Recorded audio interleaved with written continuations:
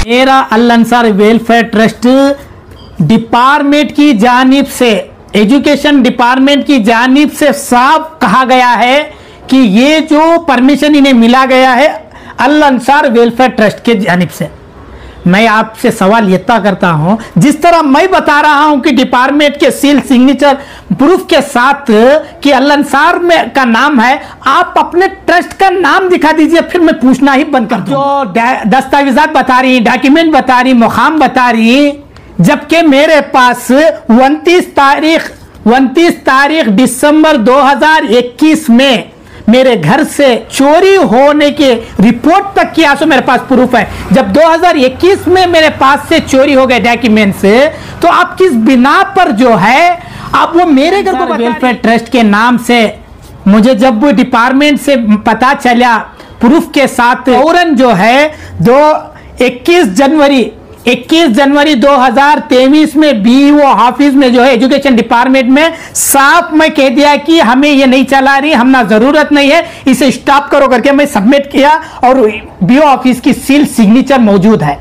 मेरे दस्तावेजात 2021 में चले गए, मुझे मारा पीटा गया 2022-23 से लगातार 2023-24 तक का है ना, मुझ पर ज्यादती करे, लेकिन फिर सब्र करता रहा। लेकिन इन्होंने जो ये हरकत की वीडियो का, उसका असल मकसद ये है, जब मैं बीओ ऑफिस में सबमिट कर दिया कि अल अंसार वेलफेयर ट्रस्ट नहीं है, अल अंसार वेलफेयर ट्रस्ट स्टॉप हो गया है, सबमिट किया, इंक्वायरी आना शुरू हुई डिपार्टमेंट से, इन रूहुल कुरान वाले हैं और हाजिरा निस्वान वाले को, जब ये इंक्वायरी आना शुरू हो गई, इस वजह से किसी दूसरे मकान पर कोई दूसरे दस्तावेजात मेरे जान पर डालकर मुझ पर इल्जाम लगाकर ये साजिश की गई है। असल मकसद ये लेटर आया है 13 तारीख अगस्त 2025 को।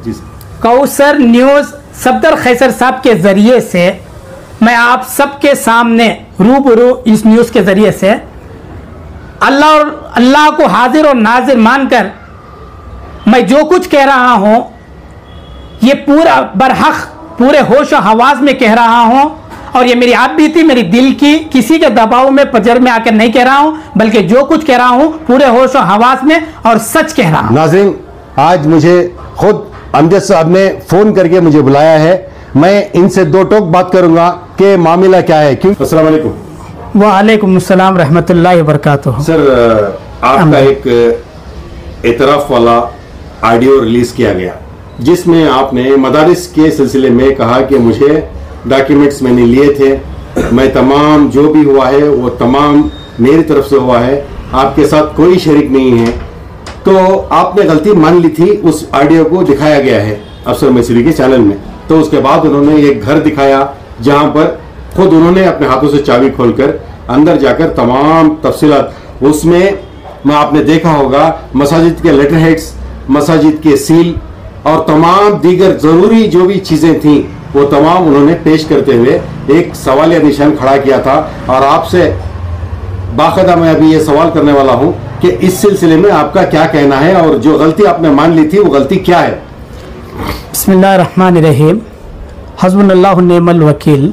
तो इज़्ज़ु मन तशा तो ज़िल्लु मन तशा बेदिकल खैर व हुवा अला कुल्लि शैइन क़दीर। बिस्मिल्लाहिर्रहमानिर्रहीम।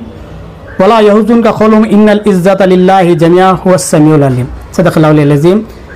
मैं कोई आलिम नहीं, हाफिज़ नहीं, लेकिन कुछ आयतें जो सामने रखा हूँ, इसके तर्जुमे में उलमा कराम फरमाते हैं अल्लाह ही बेहतर है, काफ़ी है, और अल्लाह ही इज़्ज़त देने वाला है, ज़िल्लत देना है, हर चीज़ से वाकिफ़ है।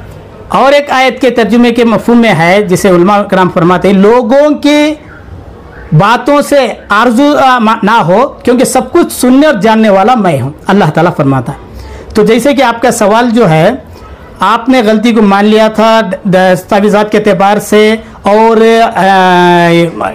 अफसर मैसूरी जो मुकाम बताकर दस्तावेजात बताए, इसके मुतालिक क्या है, ये अलग अलग सवाल हैं। सबसे पहले जो है, मैं जो गलती को माना हूँ, एतराफ़ किया हूँ, वो गलती के लिए नहीं, बल्कि ये कहा था अल अंसार वेलफेयर ट्रस्ट, इसमें है ना कोई मेरे मेंबर नहीं ही, मैं अकेला ही हूँ।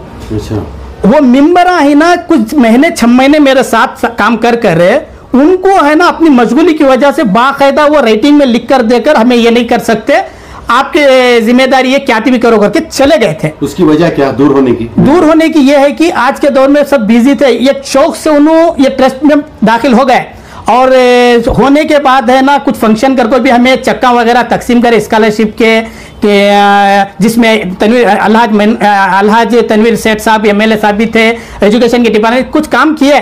उसके बाद है ना कुछ हमारा काम है ना आगे बढ़ने का चांस नहीं था और उसमें फंड जमा कर किसी गरीब को मजदूर को ताउन करने के वास्ते क्या भी ऐसा कोई रास्ता या तो खुद की ताकत नहीं थी। इस वजह से ट्रस्टियों ने यह तय किया भाई हमें है ना एक मदद के लिए करना चाहे, लेकिन आज वक्त बहुत कीमती हो गया है और हमारे पास है ना वो इस्तेदाद नहीं कि मसले बहुत से आ रही जरूरतमंदों के हमें दे सके। उस वजह से क्या कर डाले उन्होंने वहां पर रुक कर अपने को बरी कर लेकर लिख कर देकर चले गए थे। अच्छा सर, उस दरमियान में एक सवाल लेकर आऊँ। हाँ। इमरान जब जुड़ते हैं ट्रस्ट में, अलन सर ट्रस्ट किसका था?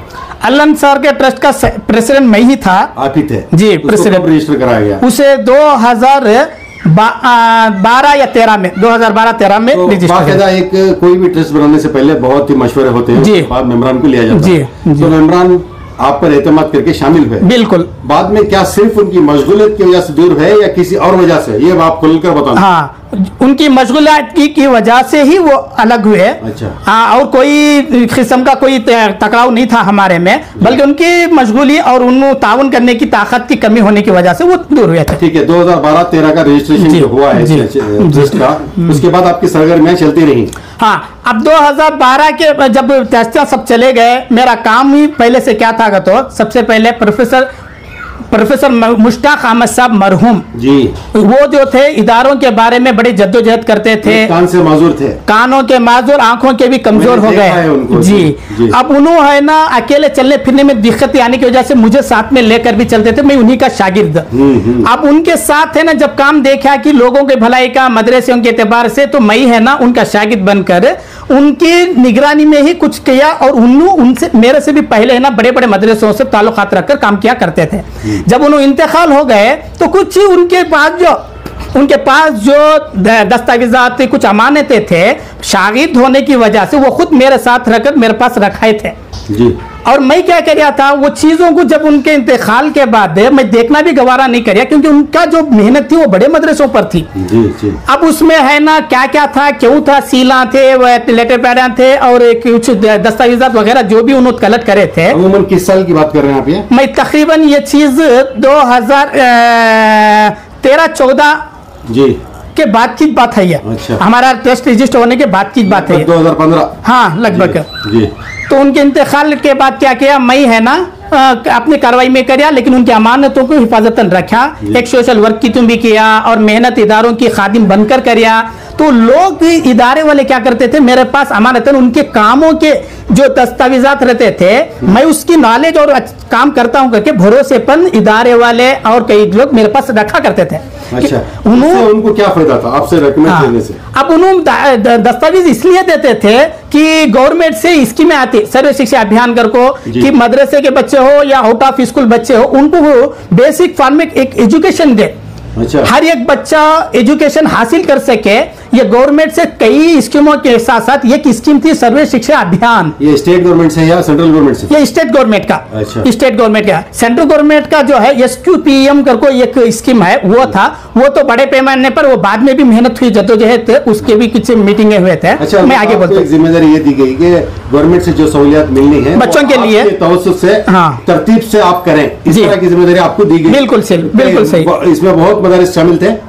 हाँ, अक्सर 15-20 मदरसे जो भी छोटे छोटे मदरसे थे, उनके अंदर यह था कि हमारे मदरसे में है ना दीनियात के साथ साथ असली तालीम का भी कुछ निजाम हो और लीगली तरीके से हो। अच्छा। लीगली तरीके से हो और कानून के दायरे में रहकर करे, क्योंकि मुझे पहले से भी जरा तजुर्बा था, हाफिजों के जाना आने में था, तो इसलिए मुझे भरोसा कर वो इदारे वाले मेरे से राबिता करके करते। यहाँ तक के अगर कोई फंड गवर्नमेंट से आता भी, सर्व शिक्षा अभियान से हो या कोई स्कीम गवर्नमेंट से एजुकेशन से आता, तो डायरेक्ट उनके अकाउंट को जाने के बाद ऑडिट रिपोर्ट करने के लिए भी जो है उन तमाम दस्तावेजात तक भी लाके देते, क्योंकि मैं पेन टू पेन लिखना पड़ता था तरतीब से। अच्छा। क्योंकि गवर्नमेंट को सबमिट करना है, जब पैसा उन्होंने दिए हैं तो उनका हिसाब भी देना, तो कौन से इदारे को मैं आया है वो हिसाब है ना बाकायदा बनाकर बाद में ऑडिटर के पास जाकर गवर्नमेंट के उनके पास रखता कि भाई देखो ये चंदा इतना करे, डोनेशन इतना करे और गवर्नमेंट से इतना आया वगैरह वगैरह, पूरा तरतीब बनाकर देने के वास्ते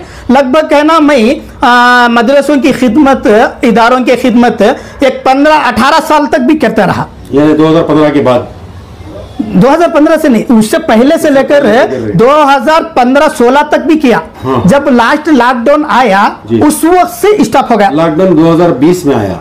19 में आया, 2019 में। जी जी, आपने कहा कि 12 या 13 को ट्रस्ट हुआ, रजिस्टर हुआ जी। तो प्रोफेसर साहब का इंतकाल लगभग 15 में हुआ, उसके बाद तरतीब से आप करते गए, लगभग 5-6 साल आपने वो काम किया है। वो क्या, उससे पहले भी मैं उनके सोबत में रहकर जो है स्कॉलरशिप का ये सब किया करता। तो टोटल मेरी जो है सर्विस के एतबार से 2019 या 2020 यानी लॉकडाउन जो आया, पहला लॉकडाउन है, तब तक लगातार मेरी मेहनत चलती थी, जद्दोजहद। जी जी।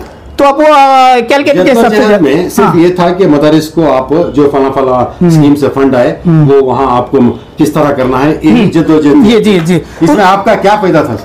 अब ये जो मैं मेहनत करता था उनके खादिम बन के करता था मैं, उसके खादिम के एतबार से खुद इदारे वाले क्या करते थे, तो उन काम करने के बाद उसका मुआवजा मुझे देते बाकायदा, क्योंकि उन्होंने अपनी मशगूली में रहते, आप मदरसों की जिम्मेदारी में रहते, तो ये चीज से उन्होंने जरा हट करते। सिर्फ उनका ये था जो भी करता वेरीफाई करना उनका काम था, फिर सबमिट करने से पहले एक मरतबा देखना का काम था।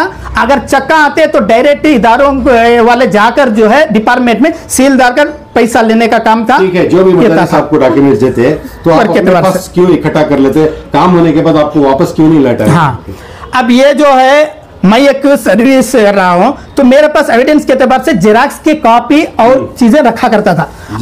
जेरॉक्स मगर उस वक्त जो दिखाया गया वीडियो अफसर मैसूरी के चैनल में, उन्होंने बाकायदा ओरिजिनल डॉक्यूमेंट दिखाया, तो आपका वो घर कहाँ गया जहां पे वो दिखाए थे? आपने तरतीब से जोड़ दिया था तमाम चीजें, वो क्या खजाना समझकर आप रख लिए थे, क्या था आपका? हाँ, ये जो है अफसर मैसूरी से मैं है ना सवाल करना चाहता हूँ वो बात है, लेकिन ये क्लियर कर देना चाहता हूँ। मेरे पास जो डॉक्यूमेंट्स रहा करता था, लेटर हेड ओरिजिनल रहते थे, वो इसलिए कि खुतूत लेटर डालने के लिए करको खुद इदारों की रजामंदी से। दूसरा पहले बोले आप जेरॉक्स था, अभी आप बोल रहे हैं ओरिजिनल। लेटर पैड ओरिजिनल था, दस्तावेजात में सिर्फ लेटर हेड दस्तावेज नहीं ना, और भी कुछ है, जैसे कि ट्रस्ट कापियां ही और बच्चों के फोटोज के तरतीबात, उनके अटेंडेंस के कापियां ही, वो चीज ओरिजिनल नहीं थे मेरे पास। बल्कि उसके जेरॉक्स कॉपी थे, यहां तक के थे कि उनको चक्का उनके दायरे को आए के बाद वो डालने से पहले उनके अकाउंट में जेरॉक्स लेकर मेरे पास रख कर देता था। अच्छा, आपके रिकॉर्ड के लिए? आपके मेरे रिकॉर्ड के लिए। अच्छा। क्योंकि मैं एक जिम्मेदारी से काम कर रहा हूं, आगे चलकर क्या सवाल रहा तो मैं देना करके जो है कुछ जितने इदारों के मैं खिदमत करता था उन्हीं के थे सो। अच्छा, जेरॉक्स थे अक्सर ज्यादा, और उसके साथ साथ है ना स्कॉलरशिप के ऑनलाइन के करने के वास्ते बच्चों के जो है वो चीजें जेरॉक्स के तौर पर रखता था। साल हुआ तो भी मेरे से कांटेक्ट करते पेरेंट्स कि हमारा बच्चे का क्यों नहीं आया, क्या वास्ते आया। अब ऑनलाइन अप्लाई करने के बाद डिपार्टमेंट वाले डायरेक्ट बच्चे के अकाउंट को देते थे, ना कि किसी के अकाउंट को। जी जी। तो उसका जवाब भी तक मैं देने के वास्ते मेरे पास रिकॉर्ड के तौर पर कुछ डॉक्यूमेंट्स रखा करता था। फिर मेरा सवाल आ रहा है आपके पास, आपको आपका एक कमरा दिखाया गया चैनल में, बाकायदा चाबी भी उनके हाथ में थी, उन्होंने खोलकर तरतीबवार जो जोड़ा गया था दस्तावेजों तो पेश किए थे। आपने 2020 में ये मामला खत्म किया था, तो 2026 में ये मामला सामने आया है। इसको आप साफ करिए कि डॉक्यूमेंट्स क्यों आप अपने पास रखे थे, वो घर आपका कहाँ है? अभी मैं गौसिया नगर में पहुंचा हुआ हूँ, आप बताइए। मैं आपके चैनल के जरिए से अफसर मैसूरी से ये सवाल करना चाहता हूँ और आवाम के जरिए से भी मैं सवाल करना चाहता हूँ, वो जो मुकाम बताकर जो दस्तावेजात बताए, इसे मैं कबूल ही नहीं करता, एक सरासर ये झूठ है वो इसलिए कि जो मुकाम बताया है असल में वो मुकाम मेरा है नहीं। अगर है तो उनके पास क्यों नहीं प्रूफ के साथ बताए? वो मेरा उनसे सवाल है, कीली खोले मुकाम दिखाए, अगर वो मेरा होता तो कम से कम वो मुकाम का कोई ना कोई प्रूफ तो शामिल होना था, करार पेपर की या एग्रीमेंट पेपर की या तो रजिस्टर पेपर की, कुछ तो होना था कि देखो भी इनका ये मकान है, इनका ये मकान है और ये इनका घर है, पक्का बताते हैं। जबकि मेरा है ही नहीं तो मैं कैसे मानूं कि वो चीज मेरे ही? तो आप सर से इनकार कर रहे हैं कि वो मकान भी आपका नहीं, कि दस्तावेज भी आपके नहीं? बिल्कुल, जब मेरे पास मेरे चीज लिए तो मैं वो चीज का जवाबदार होता हूँ। अच्छा, मेरे पास से कुछ लिए है या तो मेरे मुकाम से या मेरे पास से लिए, तो मैं वो चीज का जिम्मेदार होता हूं, चाहे वो धूली क्यों ना हो। जब मेरे पास से नहीं लिए और मेरे मुकाम से ना लिए, तो मैं कैसे इकरार करूं कि वो मेरा था। अच्छा, और एक बात मैं कहता हूं आपको, मेरे पास FIR कॉपी है, इसी घर से मेरे है ना चोरी हो गया था। अच्छा, हुसैनगर के जो ये जहां आप बैठे ही, ये आपका घर है? ये मेरा घर है। हाँ। और ये आज मैं रेंट पर देकर है ना, मेरी गरीबी के एतबार से मैं जाकर हूँ, तो ये उस वक्त मैं यहाँ पर मौजूद था। यहाँ से है ना, जहां से आप दाखिल हुए गेट, वहां से है ना, ये दो गेट है, मैं नीचे था, ये ऊपर नहीं था। बाहर से अकल डालकर वो गेट कूद कर वो ऑफिस रूम से मेरे कंप्यूटर, मेरे डॉक्यूमेंट्स, मेरे पर्सनल चीजें तलाका चोरी हुए। सो मैं गली वाले साक्षी है मोहल्ले के, जब दस्तावेज चोरी भी हो गए, उसका प्रूफ भी है। आप कह रहे हैं कि 5 दिन में मेरे मुकाम से है, तो मैं कैसे इकरार करूं? ये देखिए, बहैसियत रिपोर्टर हमें फोन जब भी किसी मुकाम पे आता है तो लोग बुलाते हैं जी। तो अफसर मैसूरी को जिन्होंने बुलाया है, क्या आप उन पर इल्जाम डालते हैं? आप जरा खुलकर बताएं जी। अगर अफसर मैसूरी जो मुकाम बताए, जैसा कि आप मेरे से सवाल कर रहे हैं, मैं मौजूद हूं जी। अब अफसर मैसूरी जो दिखा है, उस वक्त कोई बंदा ही नहीं था वहां, अकेले है। रिपोर्टर का काम यह होता है, कोई साक्षी है वो कहता है, उसके साथ ही वो वीडियो लेते हैं। ये तो एक तजुर्बे की बात है, आम बात है। लेकिन अफसर मैसूरी जो वो वीडियो दिखा है, इसमें अच्छी वजाहत के साथ बताया जा रहा है, ये अकेले ही खोल रही, अकेले जाकर सीला मार रही, अकेले ही पूरा डॉक्यूमेंट दिखा रही। तो क्या कोई आजू बाजू इर्द गिर्द या तो इंफॉर्मेशन देने वाले भी नहीं थे क्या? मेरा सवाल है। अच्छा, अगर रहते तो जब वो पक्का माना जाता, भाई ये साक्षी है, देखो एक है प्रूफ, एक है एक साक्षी के एतबार से। आप जी किस बिना पर वो दिखा है? ना तो साक्षी है और ना ही तो वो प्रूफ है कि मेरा मुकाम है। तो आप सरे से इनकार कर रही है सब चीज़? जब वो मेरा मुकाम नहीं है तो मैं सरासर मानने से इनकार ही करता हूं।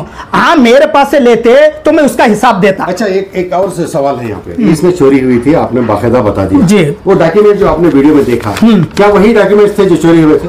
नहीं, वो साफ कर दीजिए। हाँ, अब वो वही डॉक्यूमेंट से आपके थे बोल रहे हैं ना, जबकि मेरे पास वो आए भी नहीं। वो नाम ले लेकर बताते थे। उन्होंने नाम लेके बता रही है और कई बातें से बोल रही कि यह है क्या नहीं। पूरी दुनिया ले जानती मस्जिद आजम है क्या नहीं। मैं आपके जरिए से उनसे सवाल करना चाहता हूँ। अब वो जो नाम आने उनमें से एक नाम मैं आपसे, मस्जिद आजम मदरसा आजम है क्या नहीं है? अरबिक कॉलेज है, अरबिक कॉलेज आजम, अरबिक कॉलेज। अब वो भी बोले जी। दूसरा जो है उन्होंने मदरसा जामिया अजीजुल उलूम बोले, बिडी कोटरस में मौजूद है। जो नामा लिए वो नामा मौजूद रहने की वजह से मैं मानता हूं कि वो मौजूद है ही। लेकिन वो डॉक्यूमेंट्स को मेरे पास से ना लेने की वजह से और मेरे पास ना होने की वजह से मैं एक्सेप्ट नहीं कर सकता। हो सकता है वो चीज का नाम लेकर कुछ गड़बड़ ही होगा, करे होंगे, क्योंकि जाहिर बात है मैं बोल रहा हूँ ना, अब ये मेरे पास से आप ले रही तो ये ले क्यों, तो मैं बोल सकता हूँ मेरे पास से लिए, आप वीडियो बना रही दिखा रही, हाँ बोला अमजद भी अब तुम्हारे पास से लिया तो वीडियो है, अब ये चीज का बोले तो मैं बोल सकता हूँ। कंप्लेंट देते उसकी कॉपी है? जी 4 कॉपी है मेरे पास से, मारा गया है और मुझे उल्टा ऐसे ही गुमराह करके गलत इल्जाम लगाकर कंप्लेंट पुलिस स्टेशन उदयगिरी में दिया गया था।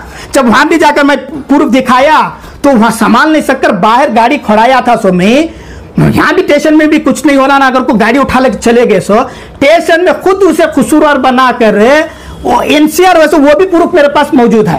अच्छा, तौहीद मस्जिद में नमाज पढ़ रहा था मगरिब की, डायरेक्ट आईनी की नमाजियां हो गए थे, वक्त हो गया था, मैं पढ़ता था। सो आकर है ना मारे सो मौजूद सब छुड़ा कर मुझे भेजे सो, और वो मेरी गाड़ी उठा ले जाकर है ना स्टेशन में कंप्लेंट करने के बाद स्टेशन वाले मंकर पुलिस वाले मुझे देकर उनके ऊपर एनसीआर हुआ। ये सब भी है ना 2000 ये चोरी होने के बाद से आरटीआई, जैसे कि मैं बोला राइट टू इन्फॉर्मेशन के तहत ये सभी कर रही, क्या वजह से कर रही है करके मैं क्या करा, कुछ इन्फॉर्मेशन डाला में डालने के बाद वहां से है ना मुझे जवाब ठीक से मिला नहीं, उसका भी मेरे पास एविडेंस और प्रूफ मौजूद है। और जो चीज मिला मैंने जो डाउट था, जो मेरे पर हमला कर रही, जो तकलीफ दे रही, उनको जो कानूनी परमिशन मिलने का वो दावा कर रही, वो मेरे ट्रस्ट पर है करके मुझे एक हवाला भी मिला आरटीआई के जरिए से। तब है ना मेरी फाइट इतना 600 कि जो चीज कानूनी दायरे से हटकर आप कर रही है वो ना करे। मैं मुझे दर्द हुआ कि ये अल्लाह सर का जब नाम आ रहा है ना करके मैं वो इंफॉर्मेशन लेने के लिए क्या करे हाफिज सलाम के वास्ते डालता गया तो इन लोगों क्या कर डाले, वो इन्हें पूछना ज्यादा करा, हमारे पास जवाब नहीं है। अब ये कानूनी हमारे पर ये हो जाता करके ये साजिश बनाई नहीं की ये जो रिकॉर्ड इन्होंने ले लेते ये पहले से चिंता शायद प्लान था इनका, अच्छा, मुझे खामोश करने के लिए।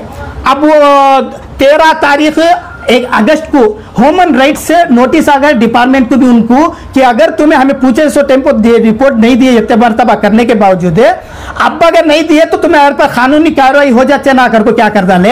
ये प्लान बनाकर कोसे के घर में क्या क्या डॉक्यूमेंट डालकर, मैं सबसे पहले वो डॉक्यूमेंट जो आप बोल रहे हैं जुबानी कुछ भी नहीं चलता, तो आपके पास जो दाखिले हैं वो बताइए सर। तो सबसे पहले मैं ये आपके पास पहुंचाना चाहता हूं, जो मेरे घर से दस्तावेजात चोरी हुए जी, रात के 3:30 ये है ना कंप्लेंट करे उसका लेटर, तो आप ऐसा दिखाइए जी। ये जो है जी इसकी कॉपी जूम होकर इंशाल्लाह आइंदा भी आपके पास आएगी। ये जो मेरे घर से चोरी हुआ डॉक्यूमेंट्स 24 तारीख दिसंबर 2021 मेरे पर है ना झूठे सच्चे जाकर कंप्लेंट दिए पुलिस स्टेशन में। वहां भी है ना मैं जाकर तमाम प्रूफ दिखाने के बाद वहां पर मेरे पर जो ज्यादती करने वाले थे उनका कुछ ना चलने से स्टेशन के बाहर से है ना मेरी गाड़ी भी उठा ले चले गए और मैं नमाज को जाकर रहने में है ना मस्जिद तौहीद में पीछे से आकर मुझ पर वार किया गया और वहां के मौजूद साहब छुड़ाए। मैं है ना पूरा मार से खून से ये होकर पुलिस स्टेशन में जाकर बोलिया देखो भी मस्जिद को गया था नमाज से, हालांकि होगी थी नमाज, वो अकेले पढ़ता था, सो नमाज के वक्त भी मारे और बाहर से मेरी गाड़ी भी उठा ले चले गई क्योंकि पुलिस स्टेशन में बोलने से उन्होंने ना जो उठा ले गए जो मेरे मुखालिफत थे उनको उनके ऊपर एनसीआर कर वार्निंग देकर मेरी गाड़ी मंजे पुलिस स्टेशन से दिया गया। ये उसका जी। अब तीसरा, अब ये सब तमाम चीजें कई के वास्ते इतना बड़ा हो रहा है क्योंकि मैं आरटीआई के जरिए से जब पूछा गया कि मुझे किसी पर शक हुआ तो मैं वो दरियाफत करने के लिए मैं जाकर डिपार्टमेंट से आरटीआई के तहत डाला तो वहां से है ना मुझे ये प्रूफ दिया गया कि वो जो डॉक्यूमेंट वो जो परमिशन उन्हें चला रहे हैं वो चीज जो है अल अंसार वेलफेयर ट्रस्ट के मातहत में चल रहा है। अच्छा, आपके ट्रस्ट, अब जाहिर बात है अल अंसार वेलफेयर ट्रस्ट का मैं सदर हूं तो मेरा ही हो सकता है। अच्छा, ये रहा उसका, ये जानकारी मिली आपको? ये जानकारी मिली। ये जानकारी मिलने के बाद से ही मुझे है ना और ज्यादती करने लगे क्योंकि मैं ये जानकारी मिलने के बाद इनकार करने का मैं डिपार्टमेंट में सबमिट किया दस्तावेज, भाई अल अंसार हमें है ना स्टॉप कर चुके ही, हमें इसमें नहीं चला रही, कोई इसमें नहीं है, ऐसे ही पेंडिंग है, इसका कोई वारिस नहीं है, आप इसके बारे में अच्छी छानबीन कर आगे की आपकी जो भी कानूनी कार्रवाई वो कीजिए, लेकिन अल अंसार वेलफेयर ट्रस्ट इसमें दखल नहीं है। ये मैं खुद डिपार्टमेंट में सबमिट किया हुआ दस्तावेजात है और ये भी सील सिग्नेचर के साथ है। ये बी ऑफिस का जी बी ऑफिस जी। अब ये सब करने के बाद है ना जो मेरे ट्रस्ट के नाम से जो चलाने को जाते थे लोगों को गुमराह करते थे उनके लिए है ना बहुत टाइट मसला आ गया। अब ये देखो ये एक और दस्तावेजात फाइनली है, ये दस्तावेजात जो है 13 अगस्त को जेडी ऑफिस से डीडीपी ऑफिस को बीओ ऑफिस को वगैरह डिपार्टमेंट को जाकर इदारे को गया है कि आप जो दस्तावेजात थे वो रिन्यूअल कराने का जो आरटीई के रूल्स के तहत अभी तक करा को नहीं और ना ही हमें दस्तावेजात मुकम्मल सबमिट कर को ही, अगर आप जल्द से जल्द नहीं कराए तो कानूनी कार्रवाई की जाएगी। अच्छा, असल मुद्दा यह है। अब ये जैसे ही डिपार्टमेंट से आया डिपार्टमेंट वाले और वो जो गलत नाम पर चलाते थे उन्होंने ना प्लान बनाकर ये जो मेरे पास से दस्तावेजात चोरी या के जरिए से हासिल करे या खुद वो बनाए या कहीं से कलेक्ट करे ये वो खुद जाने, लेकिन उस दस्तावेजात को मेरे काम का हवाला देकर पूरा दारो मदार मुझ पर डालकर है ना वो अपने आप को बचाने की कोशिश कर रहे हैं।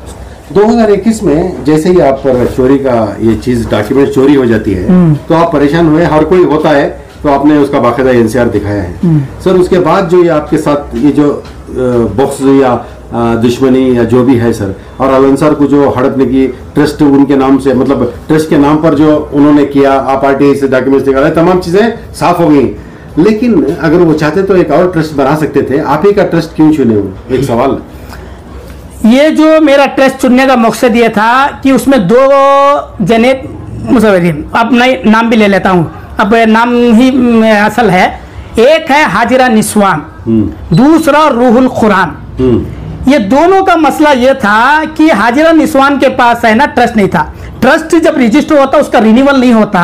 सोसाइटी बैला जब होता है तो उसका साल साल रिन्यूअल करना पड़ता है। अगर वो साल साल को रिन्यूअल नहीं किया गया तो वो कोई माने नहीं बनता। हाजिरा निस्वान जो है उन्होंने ये सोसाइटी बनाए थे, लेकिन वो सोसाइटी में है ना रिन्यूअल नहीं कराने की वजह से वो पेंडिंग था। अच्छा अच्छा, मसला पेंडिंग था। अब ये स्कूल का परमिशन लेने के लिए वो मेरे से मदद हासिल करे और हमें बाकायदा ये भी इकरार करे थे, करारनामा था मेरे पास जब दस्तावेजात मौजूद थे तब, कि 11 महीने का करार किया गया था। भाई 11 महीने तक है ना, क्योंकि साल साल को रिन्यूअल होता है। आप जब तला का है ना अपना खुद का बना लो, बना लेकर है ना आगे की रिन्यूअल तला का कार्रवाई खुद की कर लो। जब तक होना तो मैं ये इस्तेमाल कर सकता हूँ, मेरा ट्रस्ट है ना, आप होना तो इस्तेमाल करके ले सकती हैं। कि ये दोनों की बातचीत होकर और काम का एक्सपीरियंस भी मुझे था, मेहनत भी मुझे ही करना था, इस वास्ते उन्होंने क्या करा है ना एक्सेप्ट कर लिया। लेकिन गलती ये है जब साल का 11 महीने साल गुजरा, 11 महीने गुजर गए तो ये उन्हें जरूरी था कि वो चेंज करना था। सो और जो परमिशन दे रही वो उनकी भी जिम्मेदारी थी कि साल को रिन्यूअल करते वक्त दस्तावेज सबमिट करो। अब मैं वो भी सवाल करिए डिपार्टमेंट से कि रिन्यूअल की कॉपी दो फलाने प्रेजेंट ईयर की। डिपार्टमेंट के पास रिन्यूअल का भी रिकॉर्ड नहीं है। अच्छा, कैसे हो सकता है? यही तो बड़ी अफसोस की बात है। यही तो बड़ी अफसोस की बात है। संगीन बात बता रहे हैं, बहुत बड़ी संगीन की बात है। ये एजुकेशन डिपार्टमेंट है, अब वो है ना रिन्यूअल भी नहीं रख करी। मैं उसका हवाला देता हूँ, बाकायदा उन्होंने ये करी। तो मेरा सवाल हुआ, अरे भाई अल्लन सर तो स्टार्टिंग में हुआ, अब वो खुद उनके टेस्टा भी बना ले हैं, एक मजबूत बना ले हैं, डिपार्टमेंट वाले भी आज वेरीफाई कर रही, सब कुछ चल रहा है, जबकि मैं मौजूद नहीं हुआ। सिर्फ मेरे नाम पर करने की लेस हो, लेकिन पूरा मेंटेनेंस मैनेजमेंट पूरा उन्होंने कर लो चले गए। साल कुछ भी आप बदलाना था या तो मेरे से कांटेक्ट करना था, भी नहीं हुआ, कुछ भी करके नहीं। और मैं ये इत्मीनान से रहा कि भाई ये साल में है ना कर ले को रहेंगे, मंजे क्या पूछेंगे, मैं खादिम की जिंदा मंजे छोड़ डाली। आप इसी इत्मीनान में रह गए कि आपने ट्रस्ट जो बंद होने का ये था, बाकायदा ड्राफ्ट अपने बीओ को पहुंचा दिया था, एक भी दिया। तो आप इत्मीनान से रह गए कि मैं जब ट्रस्ट ही नहीं चला रहा हूं तो कोई और क्यों चला सकते हैं। मगर ये सब हरकत हुई उसके बाद, ये आपको मालूम नहीं था, ये कहना चाह रहे हैं जी। अच्छा, और ये ट्रस्ट में बीओ सबमिट को कब किया मैं, मेरा नाम आने के बाद। ये बात गलत है कि मैं बंद करते ही जाके दिया, ये नहीं है, ये नहीं हुआ था। ये मेरे से भूल है, ऐसी है, गलती है। ये गलती को मैं एक्सेप्ट करता हूँ। मैं बंद कर दिया हूँ तो मैं वहां पर सबमिट करना था। इंफरादी तौर पर आपने बंद कर दिया? हाँ, कर दिया। वहां जाकर इत्तला नहीं दी, वो इत्तला डिपार्टमेंट को नहीं दी। मैं ये सोच कर रह गया भैया जब चला रहे कौन करेगा, उन्होंने दे लेते। आप खुद को खुद है ना उन्हें दे लेकर है ना उनके सीरियस होता है करको। जब मुझे 2-3 साल के बाद मुझे है ना कुछ मालूमात मिली मेरे से चला, तब मैं फौरन जाकर है ना भाई ये मेरे नाम पर नहीं चल रहा, देकर भी 2 साल हुआ, लेकिन अभी तक वो फिर भी करके नहीं, अभी भी करके नहीं। तो आप ही के नाम से है? अभी भी मेरे नाम से है, जबकि आप नहीं उसमें नहीं है। अब सर, अब ये जो मामला हुआ है, देखिए कोई भी रिपोर्टर को जब किसी की इत्तला मिलती है, कोई उनको ले जाते हैं, मुझे भी अगर कोई बताते हैं फोन बजरिए फोन या वहां मुकाम पर दिखाते हैं, तभी कुछ होता है। तो आप जो वो आप सरे से इनकार कर रहे हैं कि वो डॉक्यूमेंट्स भी आपके नहीं और रूम भी आपका नहीं। नहीं, वो जो डॉक्यूमेंट्स का इनकार कर मैं वो टॉपिक है। ये सब मसले की वजह से है ना मुझे हक की बात को खामोश कराने, क्योंकि ये चीज को पूछने और आवाज उठाने में अकेला ही हुआ। मेरा मामला है तो मैं ही उठाना है ना, कोई भी नहीं उठाता। जब उठा लूं तो वो आम हो जाता करके क्या कर रही हूँ, मुझे ये तरीके से गलत तरीके से बदनाम कर मजबूर कर डाल रही कि ये खामोश हो जाए या मुंह छपर कुछ कर ले। सर वो कौन लोग हैं? तब से आप बोल रहे हैं वो लोग, लेकिन आप नाम नहीं बोल रहे हैं। कौन लोग हैं जो इसके पीछे इतना सब हरकत कर रहे हैं? कौन लोग हैं सर? मेरा पूरा यकीन ये है रूहुल कुरान और हाजिरा निस्वान, रूहुल कुरान और हाजिरा निस्वान, वो दोनों लोगों को है ना मेरे ये इंफॉर्मेशन या मालूमात करने के तकलीफ की वजह से मुझे ये हरकत, वो लोग ये हरकत करके मुझे खामोश करना चाह रहे। ये आप यकीन से कह रहे हैं? पूरे यकीन के साथ, क्या शक है आपको? पूरे यकीन के साथ। हाँ, और उसके अलावा मेरा तो माशाल्लाह कोई भी तो मेरा मुखालिफत नहीं, मैं सबके लिए है ना खिदमत करता, और वो मेरे से खिदमत ले लेते, खत्म हो जाता। कोई भी मेरे ये नहीं, यहाँ तक क्या वो इदारे जो दिखाए हैं फला फला कर को, उन्होंने खुद आकर है ना 3 दिन से उलमा इकराम जो है मशवरे कर रहे हैं कि भाई वो आप हमारे से ताक़ीक़ात करते सही क्या गलत क्या कर को, अगर गलत रहता तो हमें एक्शन लेते या तो हमें बुलाकर करते, अगर गलत रहता तो अब इदारे वाले खुद मेरे को कुछ ना कुछ कानूनी कार्रवाई या तो कुछ ना कुछ कहते। किसी से कोई गलती नहीं है, ये जो है ये दोनों की वजह से है ना, ये अफसर मैसूरी के जरिए से मुझे बदनाम किया जा रहा। अच्छा, ये तमाम बातें आप साफ करना चाह रहे हैं, तो आगे अब क्या सोचें सर? इतना मामला हो गया है, अवाम से क्या कहना चाह रहे हैं? जो आवाम से मेरे रिश्तेदार, मेरे पहचान और जो नई पहचान, इस पिछले वीडियो के जरिए से भी जितने भी लोग हैं उन तमाम आवाम से मैं ये कहना चाहता हूँ, आपके जरिए से सबसे पहले मैं अफसर मैसूरी से ये सवाल करना चाहता हूँ, ये कहाँ का हक और इंसाफ है बिन तहकीकात के, बिन मालूमात के, जानकारी के, ना तो किसी से मालूमात करे ना जानकारी ले, एकदम तोहमत लगा देना। ये एक तो तोहमत लगा, मेरी इज्जत से खेले। दूसरी बात ये है कि वो चीज जब मेरा नहीं है तो मुझे है ना इतना टार्चर, इतना परेशानी देना शुरू कर डाले, 2-3 वीडियो डालना शुरू कर डाले कि इल्जाम लगाना शुरू कर डाले कि इनका चिनका। भाई जब मेरे पास नहीं है तो मैं, आप ही लोग कहिए कि जब मेरे पास से नहीं लिए और मेरी जगह से नहीं लिए तो मैं कैसे इकरार करूं कि वो मेरा है? दो हजरत निस्वान और हजरत निस्वान रूहुल कुरान, तो आपने डायरेक्ट उनको इल्जाम ठहरा है जी।